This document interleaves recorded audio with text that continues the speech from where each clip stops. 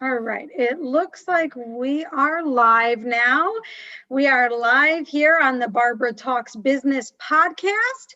And I am here with Dan Housman, and he is with Payrock. And so, actually, before I jump into the fun stuff, Dan, say hi to our guests. Hey everyone, thanks for having me on. I'm very excited to be here. Barbara, thank you so much for having me on this. I appreciate the opportunity. Of course. And Dan, you and I have known each other a couple of years now, and you've shared Payrock with me, and I think it is very interesting what it's capable of doing. And I wanted to be able to share that with my followers, because most of the people who follow me are business owners, and obviously you can help business owners in so many different ways. So I am going to give a little bit of information about Dan here. And actually it went off of my screen. My computer's having an issue here. So Dan, I'm actually going to go off the cuff here, and I'm going to ask you to give your own introduction, your own bio, because my computer's acting crazy. So go ahead and tell us how you got started with Payrock, how long you've been doing it, and just a little teaser about what we're going to talk about today. All right, and pardon me for a second, because now my computer's doing something crazy. Let me just... You gotta love technology. Yeah, I know. Sorry, can you repeat the question? I'm sorry, I was a little lost. Let's just start with one question. Tell us first who Dan is as a person, even outside of business. Tell us about your family and that stuff. Sure. So Dan Housman, I'm not going to tell you how old I am because I'm getting to be that age, but I have a wife, 3 kids. My kids are 14, 12, and 9, so I am very busy. The 2 younger ones are boys, so I spend a lot of time making repairs around my house. I attend a faith church in Dyer. A lot of my friends are from that church. I was very involved with a youth group when I was younger as a volunteer leader. So I met a lot of people who are now, in the professional industry now. They're at that age. They're in their 20s and 30s. They're getting jobs. They're starting businesses. So this has been a really good opportunity to reconnect with some of those people that I knew as kids, and now they're adults and making their way. But I spend a lot of my time working with my family, and then I have some other couple other interesting things I'm getting involved in, just to help some less fortunate people, just kind of try to get ahead a little bit. So, but my heart is, I guess, for helping people, and this has been a good fit for me, a good opportunity for me to provide something for business owners that is absolutely necessary, and to try to gain their trust, service their account, and give them the best possible solution and fit for their business, and then also remain in contact with them so that they know they have someone they can depend on. Oh, that's awesome, Dan. Thank you. And actually, all the times we've ever talked, I don't think I knew that you went to Faith in Dyer. I have some friends that go there. And so how interesting. Every time you talk to someone, you learn something new, even if it's just something smaller. My computer is working again, so I have Dan's bio here that I would like to read out loud so that we can introduce Dan properly and formally. Dan works for Payroc, which is a payment processing company. Payroc began in 2003, and Dan has been with them for 3.5 years. So since about 17, it sounds like. It'll actually be 4 years next month. So I probably wrote that a few months ago. So. Yep. He specializes in small to mid-sized businesses of all types. So most of you who are watching this fit into that category. He has a heart for helping people, and this is a great way for him to help business owners not only save money on the 5th largest business expense, but also help them understand the payments industry. Oh, I have so many questions I want to ask about just that sentence alone. I can't wait. He also wants business owners to feel like they're being heard and taken care of, and to know what that when they have a question or concern about their merchant account, that they have an actual person that they can call, not an automated phone system. I love that part. He can provide a free rate analysis for any existing business or set up new businesses with a customized payment platform.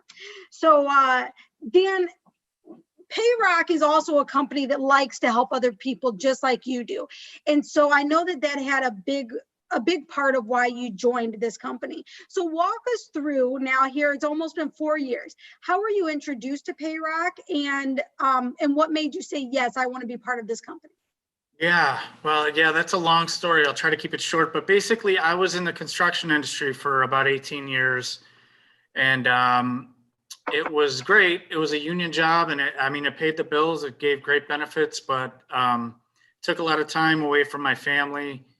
And yeah, I just didn't see myself being able to maintain that schedule and that lifestyle until retirement. And so I ran into an old friend at a party. It was a Christmas party, and he mentioned, he was the one that started Payrock.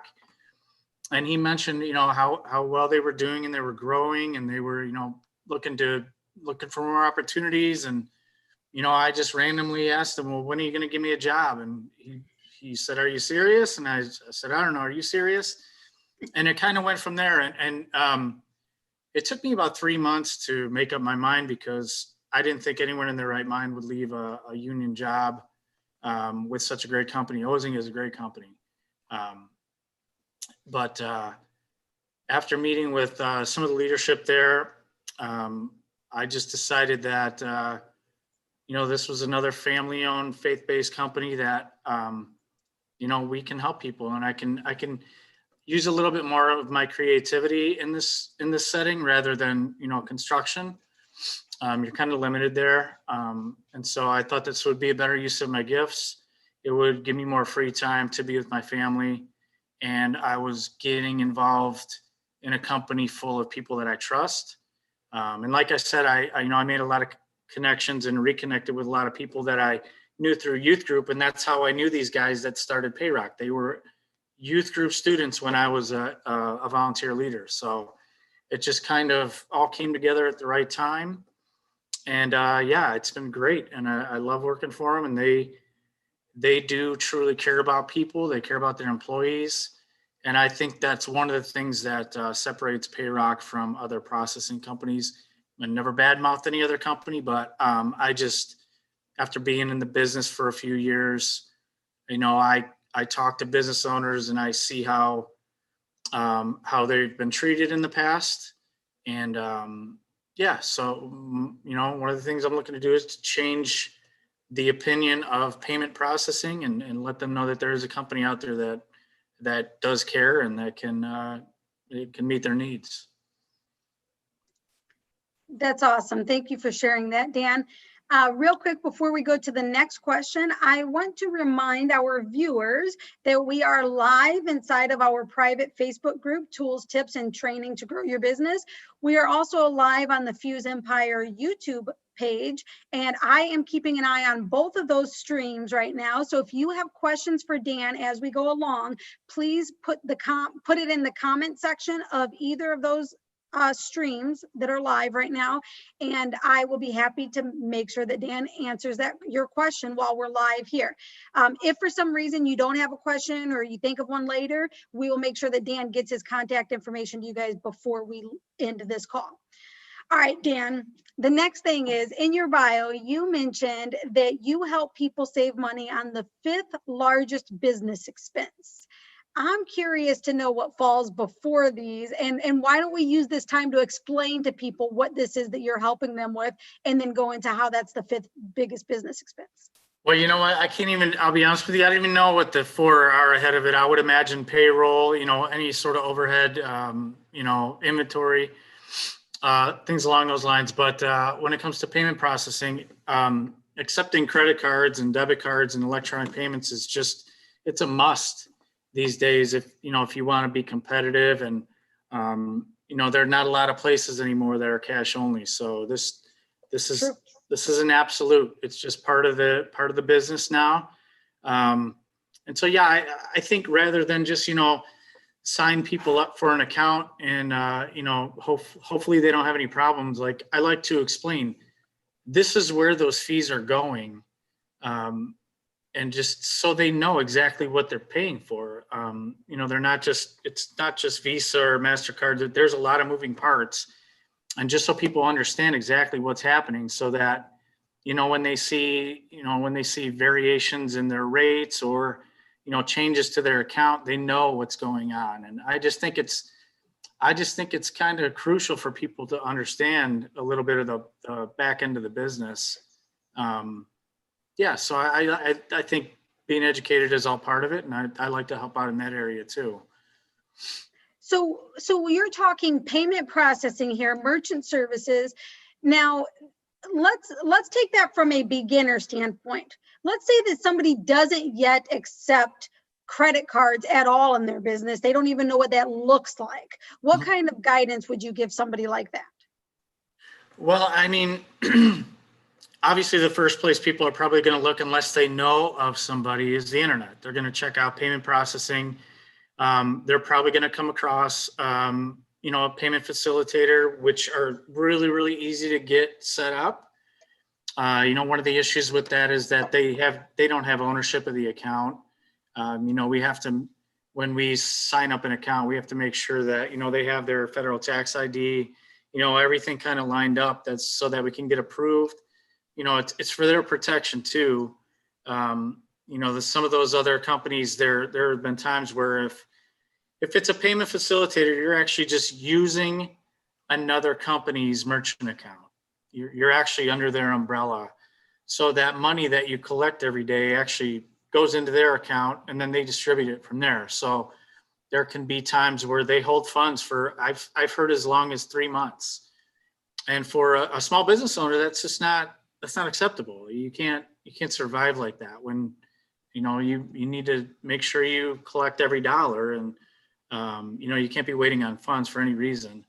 And so if people are just starting out, this is one of the steps along the way. You're going to have to open up a merchant account, or at least find out about it. So that's why I kind of want to get the word out. Like, I will kind of walk with you through that process. Like, contact me or one of my teammates at Payrock and ask us, what's the next step? Like, what do I need to do to get approved for a merchant account and get set up with you guys? And we'll kind of, we can outline just kind of a step-by-step process of what you're going to need, and then what it's going to look like moving forward. Okay, great. So there are some people out there that may have already found those other accounts that, like you said, they're not really the owner of the account. They might be using, and I'll just throw some names out there, PayPal, Square, Stripe. Actually, my business has used a lot of those along the ways, as well as others. So if people are using something else where they don't know if they're the owner, or they don't even know what the fees they're paying, what would be some advice to helping them decide when is the right time to switch over to another carrier that maybe offers them better benefits? Sure. Well, I think that payment facilitators, like we were just talking about, have a really, really important role in the industry, especially with new businesses. If you're just starting out and your processing volume is very low, those are actually a really great tool to get started. And not only do they allow you to accept payments, but they help you to, build a processing history, which is kind of important when you go to apply for your own merchant account, is that you have some sort of history of processing. It makes the approval process much easier. That you are an established business, you have been taking payments. We look for like chargeback history, things like that. And so, yeah, those are a very important tool. But I would say, if I were to just throw a number out there, I'd say, if your business is over, if you're processing more than $2,000 or $3,000 a month in credit card payments, it's probably time to start looking for, your own merchant account. But like I said, I love to just talk to people and, kind of walk them through how that looks and, what that means as far as fees. Most of those payment facilitators have a flat rate, which is very easy to understand. Once you get above that, $2,000-$3,000 threshold, that flat rate can be kind of costly. And you might benefit by moving it over to an account with Payrock, where we can control the rates. They're not going to be a flat rate, but we can set the rate at a point where it's going to come in lower than that flat rate. Yeah, what's interesting is I actually just looked at my numbers over the holiday break, and I said, just for this one particular client I have, I pay about $60 a month in fees just to accept the money that he gives me, right? Yeah. It's like, it was mind blowing. And I know you and I need to reconnect soon, because we've been talking about, as soon as I got to that threshold, it was time to look at it. And I think I'm at that threshold now. All right, great. So I'm excited to talk to you more about that, because it is crazy to look at just how much you pay in fees just to accept money.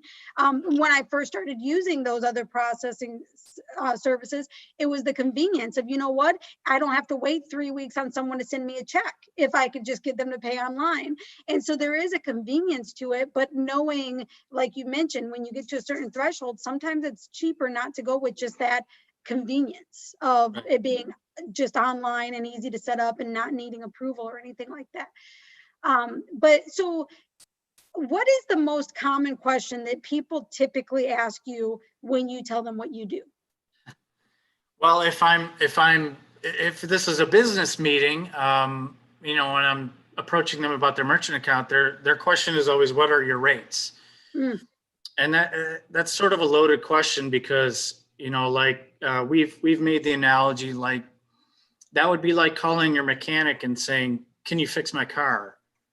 Well, he would say, well, I need to see it. I don't know what's wrong with it. I don't know how much it's going to cost.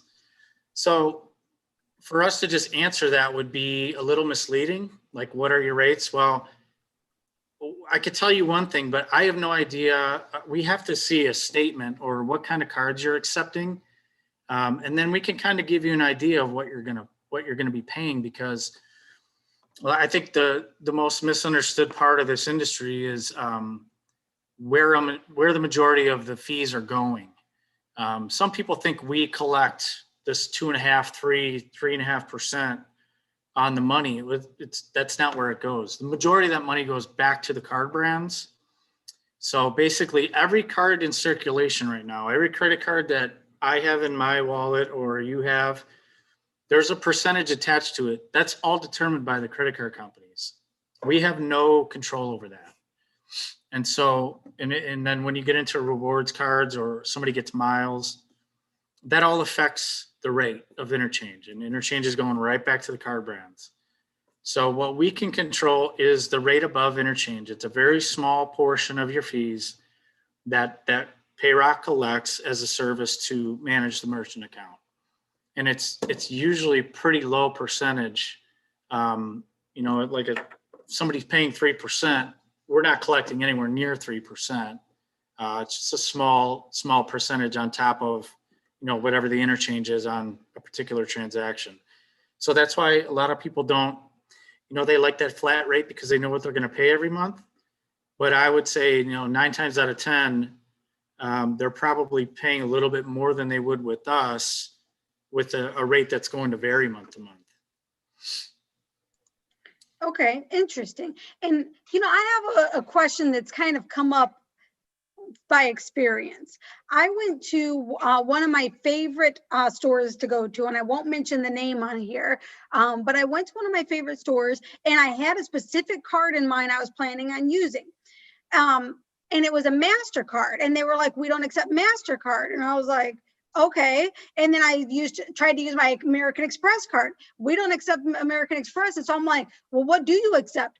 Visa was the only option. And I was like, okay, well, I have a Visa card, but that's not the one I was planning to use. I had to run all the way out to the car to go grab one of my Visa cards, come back in. It was just a big hassle. And by the time I came back in, I had to get back in line. And so my question is, who chooses which cards that can be accepted? Is that based on the owner of the business, or is the merchant service that somebody goes with? Like, how is that decided? Yeah, it's pretty much determined by the business owner. So in other words, every one of our merchant agreements, there is check boxes. Which cards do you want to accept? And so typically most business owners will check, the 4 major brands and all debit cards. Occasionally someone will leave off a particular brand if they feel like the rates on those cards are a little high. I won't say any particular card brand, but it's pretty common knowledge that there is one card that's usually a little bit higher on the interchange. Or, in that particular case, who knows? He may have had some sort of a dispute with a chargeback that the card brand's awarded to the card holder, and he just didn't want to, it could have been like something personal. But other than that, I haven't really heard too much about somebody not accepting MasterCard. I don't hear that too much. But right, it was personal. It was definitely my first experience with that, because you'd think most places take at least Visa and MasterCard, even if that's the only 2. I was so surprised. I could not believe it. Okay, so now people are interested, like, hey, I may need to talk to this guy because I'm around that $2,000 to $3,000 a month threshold and I'm using a different processor, or maybe I'm not even accepting cards yet, and maybe I should because it's 2021 and COVID is making a lot of people not be able to use cash.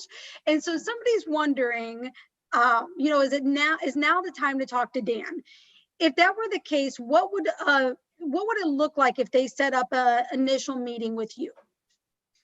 I mean, just a phone call or an email. I mean, just introduce yourself. Tell me a little bit about your business. Tell me what you're looking to do.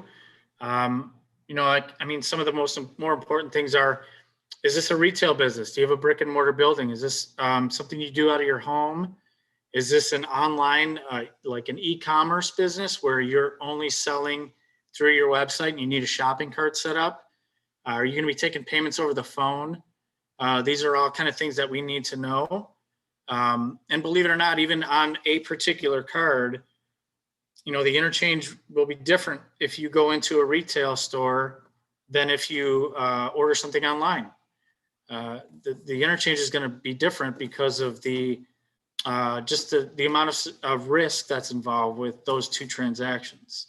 So, I mean, just a little bit of basic knowledge about your business and, what you're looking to do. If you're looking to, use a mobile device or something for, a desktop or something online, just some basic stuff.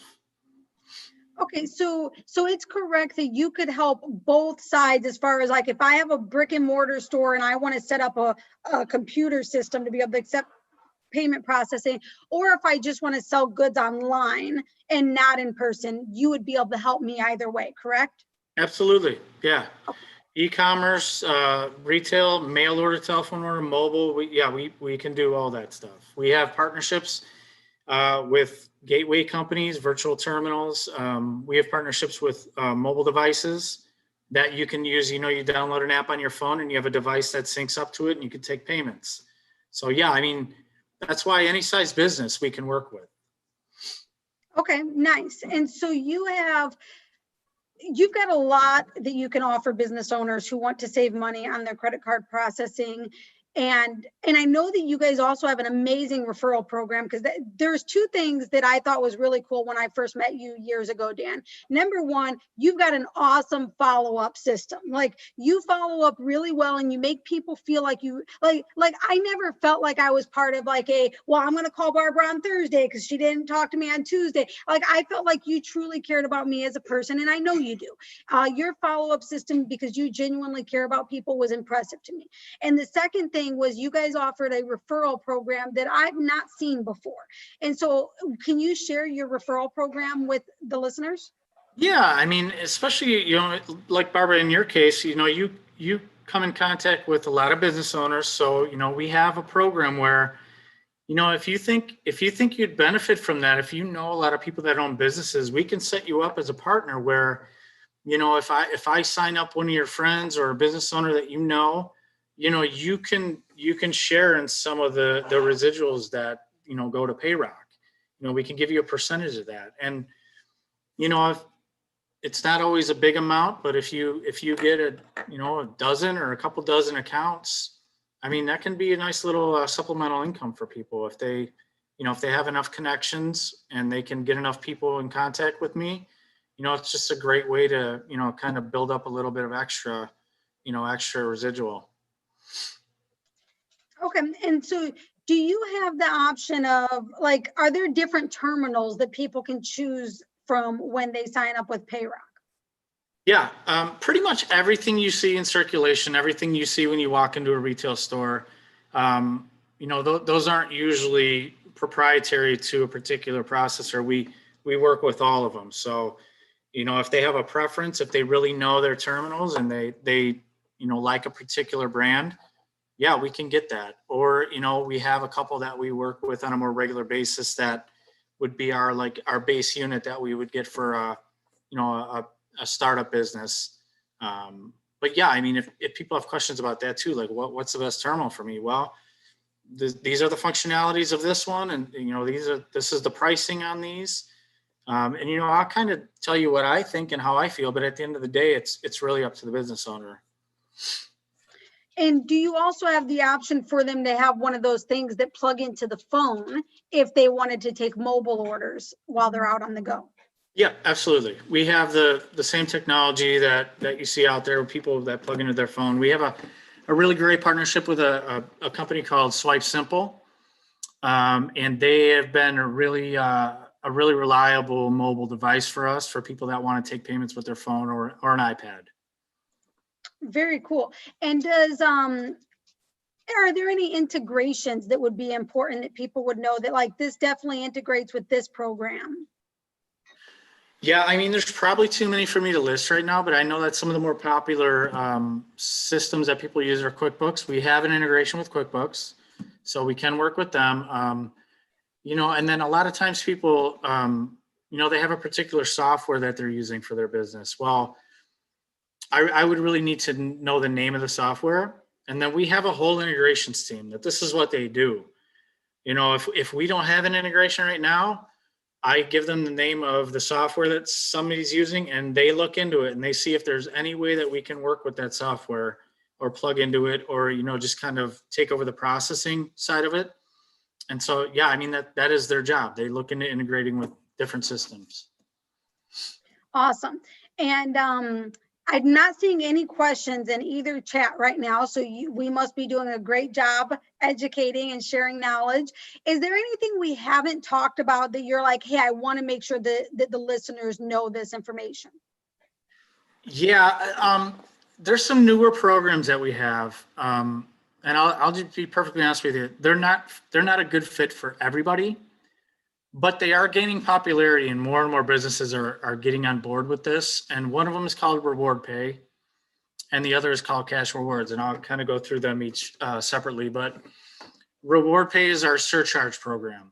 And so if you're not sure what that means, it basically means, and you've probably seen it either online or sometimes in a retail setting, where if you make a purchase and you want to use a credit card, the terminal or the website will add a percentage onto it. And basically what that does is that alleviates some of the costs for the business owner. They're not profiting extra money off of that sale. They're just trying to break even. And the reason why we developed the program was because more and more rewards cards were coming out. And a lot of our merchants were wondering why their rates were going up. And it really had nothing to do with us. It's not your processor. It's the interchange rate on that card. And so we developed a program. We worked with Visa and the card brands to make sure it was fully compliant with their standards, to make sure nobody's doing anything, underhanded or illegal. And we made sure that this program was legit. And so you can add a surcharge onto a credit card transaction. It will not assess a surcharge to a debit card. So you're not handcuffing your customers. You give them the option. Look, if you want to pay with a credit card, we have to cover our processing costs. It's going to be an additional 3.5%, or you can pay with cash or a debit card, and you won't have to pay that fee. And then from there, we kind of broke it down even further. A lot of people weren't comfortable charging an extra 3.5%. So we broke it down. We said, okay, well, what are you comfortable charging as a surcharge? Some people were 2%, 1%, 1.5%. That's fine. You can charge them 2%. You pay 1.5% on your processing, and you're good. Your processing fees are covered. You're paying 1.5% on your processing then, and it just gives it gives business owners all kinds of options. Like, what are you comfortable paying? What are you paying now? Let's see if we can find a good fit for you. The other program is called Cash Rewards. And that basically means that, we would work with the business owner. A lot of times businesses go years and years and years without ever adjusting their prices. And so if it's time for you to make a price adjustment, cost of goods and services has gone up, you need to make an adjustment. So we'll work with you. Okay, you're going to mark up your product a certain percent.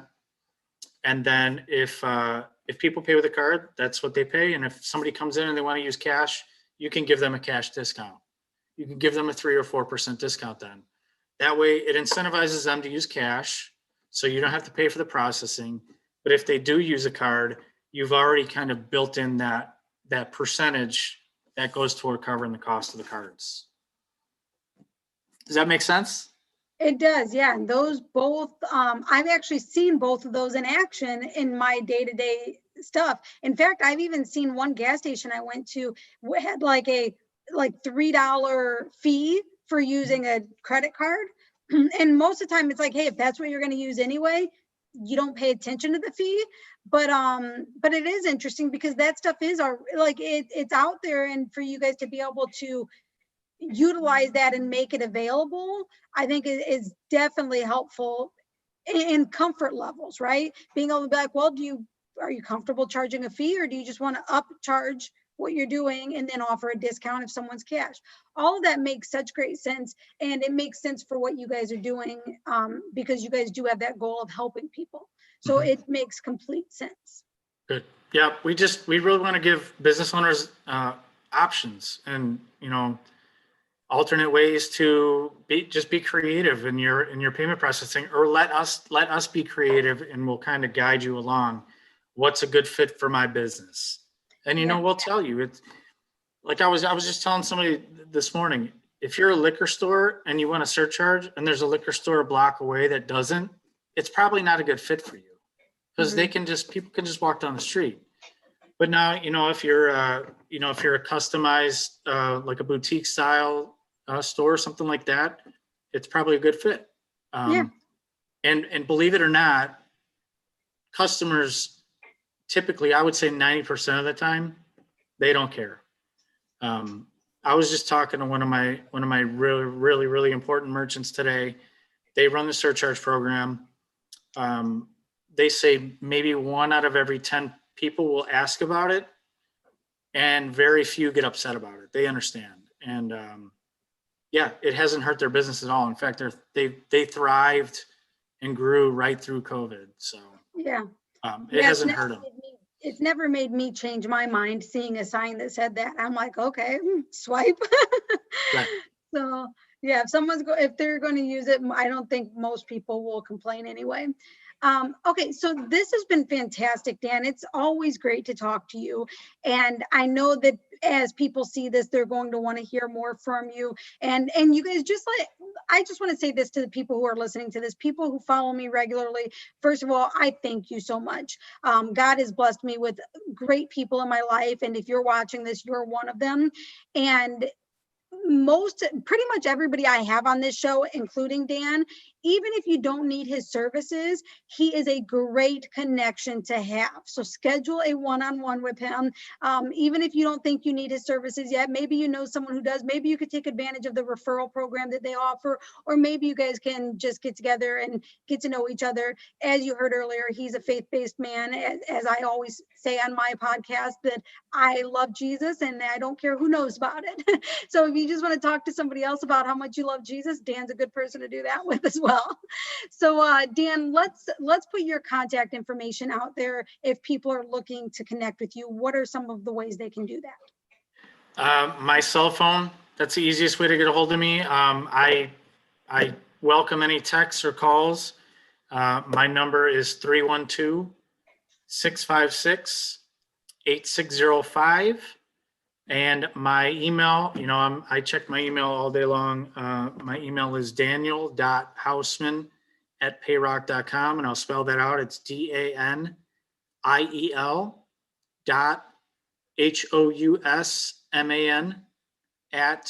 payroc.com. Awesome. And then is there a website that people could go to if they just want to browse on their own for Payrock?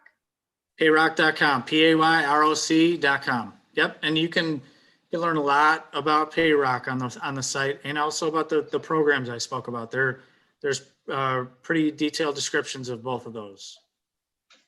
Great. Dan, thank you so much for taking some time out of your day to share with some business owners what they can be doing here in 2021, now that we're in a new year, that can take their business to another level and help save them money. No, thank you so much. I'm so grateful for the opportunity to just come on and talk to you and just reconnect. And yeah, I'm here to help. So anyone who thinks that, even if you just have questions, or you want to know more about your merchant account and you can't get a hold of anyone, give me a call. I'll see if I can answer your questions and help out. Sounds great. Thanks, Dan. Have a great day. All right. Thanks. You too.